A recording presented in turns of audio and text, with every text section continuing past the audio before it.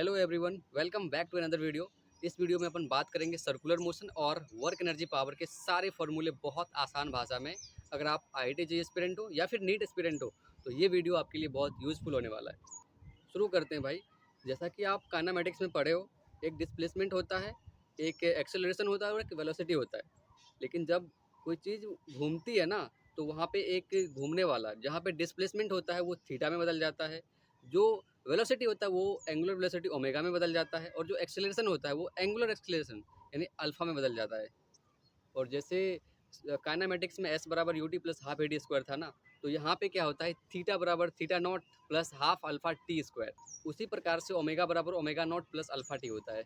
और जब कोई बॉडी सर्कुलर मोशन करते रहता है तो उसका एक सेंट्रीपिटल एक्सेलरेशन होता है और एक टेंजेंशियल एक्सेलरेशन होता है। टेंजेंशियल एक्सेलरेशन रेडियस और जो अल्फा होता है एंगुलर एक्सेलरेशन दोनों का मल्टीप्लाई करने से आता है। और जो एक सेंट्रीपिटल एक्सेलरेशन होता है वो कैसे आता है, वी स्क्वायर बाय आर से आता है। वेलोसिटी बराबर क्या होता है, ओमेगा इंटू आर। यहीं पे एक सेंट्रीपिटल फोर्स आ जाती है। सेंट्रीपिटल फोर्स का फॉर्मूला होता है m v square upon r. V क्या होता है, जिस स्पीड से वो वस्तु घूम रहा होता है सर्कुलर मोशन पे। देन एक बारी आती है बैंकिंग ऑफ रोड, यानी कि आपने अपनी प्रैक्टिकल लाइफ में भी देखा होगा कि रोड किसी थीटा एंगल पे बेंट रहता है ताकि वो स्कीड ना कर सके, है ना। और यहाँ पे एक इम्पॉर्टेंट कॉन्सेप्ट होता है जो कि एग्जाम में पूछ लिए जाते हैं, लाइक कोई वस्तु, कोई मतलब चलती हुई गाड़ी स्कीड ना करे, यानी कि वो गिरे नहीं रोड से, तो वो किस स्पीड से जाना चाहिए। तो जो उसकी स्पीड होती है ना, वो रूट के अंदर mu square R G tan theta हो या उससे कम हो, तो वो वस्तु स्कीड नहीं करेगा, है ना। और यहाँ पे एक देखने वाली बात यह है, आपको एक इंक्लाइन प्लेन बना लेना है, थीटा एंगल पे इंक्लाइन रहता है रोड, और उसको क्या करना है, वेक्टर में रिजॉल्व कर देना है सारे फोर्सेस को। एम जी नीचे लगेगा और क्या, एम जी को तोड़ लेना है परपेंडिकुलर टू इंक्लाइन और parallel to incline, right. M g cos theta, m g sine theta, ठीक है। अब देखो, अब फ्रिक्शन जो है या तो इधर लगेगा या इधर लगेगा, वो डिपेंड करेगा कि उस वस्तु की टेंडेंसी क्या है किधर मूव करने का। मान लो उस वस्तु की टेंडेंसी है बाहर की तरफ, मतलब स्कीड करने का, तो फ्रिक्शन किधर, अंदर की तरफ लगेगा। फ्रिक्शन हमेशा अपोज करता है मोशन को, है ना। उसी तरह से अगर अंदर की तरफ स्कीड करने का टेंडेंसी उस वस्तु का है तो फ्रिक्शन लगेगा बाहर की तरफ। और एक क्वेश्चन बनता है पेंडुलम वाला, यानी कि पेंडुलम ऐसे रहता है ना और उसको ऐसे ऐसे करते हैं, तो बस आपको क्या करना है, वेक्टर को रिजोल्व कर देना है। एम जी नीचे लगा देना है, टेंशन इधर लगा देना है, और सेंटर की तरफ क्या लगा, सेंट्रीपिटल फोर्स लगा देना है, m b square by r या फिर एम ओमेगा स्क्वायर आर। यानी कॉन्सेप्ट आता है यूनिफॉर्म सर्कुलर मोशन। इस प्रकार से जब कोई वस्तु घूम रही होती है ना, मान लो कि एक किसी स्पीड हमने इसके बॉटम पॉइंट पे दे दिया, तो हम क्या स्पीड दे कि वो पूरा सर्कल कर दे, क्या स्पीड दे कि पूरा सर्कल नहीं कर पाए। तो उसके लिए फॉर्मूला होता है। मान लीजिए अगर आपने जो बॉटम पॉइंट पे स्पीड दिए हो वो रूट के अंदर 2g इंटू आर से कम हो, तो वो क्या करेगा, ये 90 डिग्री पे नहीं जा पाएगा, यानी कि ऐसे ऐसे एस एच एम करते रहेगा और वो 90 डिग्री के एंगल को टच नहीं करेगा। अगर आपने रूट 2gr स्पीड दे दिया तो सीधा वो जाके 90 डिग्री पे टच कर जाता है। अगर आपने रूट 2gr और रूट 5gr दे दिया तो वो कहाँ, 180 डिग्री से कम ही रहेगा, यानी कि यहाँ पे जाएगा गिर जाएगा, यहाँ पे जाएगा गिर जाएगा, कंप्लीट सर्कल पूरा नहीं कर पाएगा। और कंप्लीट सर्कल पूरा करने के केस में रूट के अंदर 5gr फॉर्मूला होता है। अगर आपने रूट के अंदर 5gr फॉर्मूला दिए हो तो वो पूरा सर्कल पूरा कर लेता है। और जो उसकी टॉप मोस्ट पॉइंट होती है वहाँ पे जो टेंशन होता है, टेंशन जीरो होती है।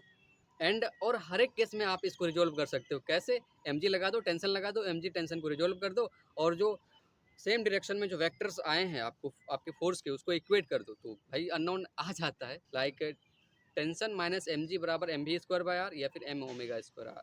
ये एक इंपॉर्टेंट इक्वेशन है जो कि आपको बहुत सारे क्वेश्चन को सॉल्व करने में आपका मदद करता है। तो ये था अपना सर्कुलर मोशन के सारे फॉर्मूले। आई होप कि आपको ये पसंद आया होगा। अब चलते हैं वर्क एनर्जी पावर के फॉर्मूले में।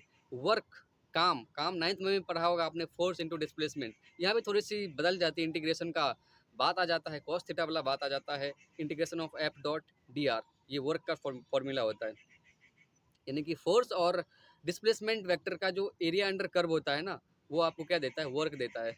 देन एनर्जी की बात करें, एनर्जी में काइनेटिक एनर्जी और पोटेंशियल एनर्जी आता है हाफ एम वी स्क्वायर या फिर पी स्क्वायर बाई 2m, और potential energy m g r. या फिर कहीं पे कोई बॉडी मतलब यूनिफॉर्म मास के नहीं हो तो वहाँ पे रूट के अंदर integral of d m into g into h से इंटीग्रेट करके निकालते हैं। जैसे कि कोई रोड ऐसे ग्राउंड पे खड़ा हो तो उसकी पोटेंशियल एनर्जी क्या होता है, एम जी एच बाई 2 होता है। अगर आप इसको इंटीग्रेट करोगे छोटा सा मास लेके जीरो से लेके एच हाइट तक, तो सबसे महत्वपूर्ण चीज़ है वर्क एनर्जी थ्योरम।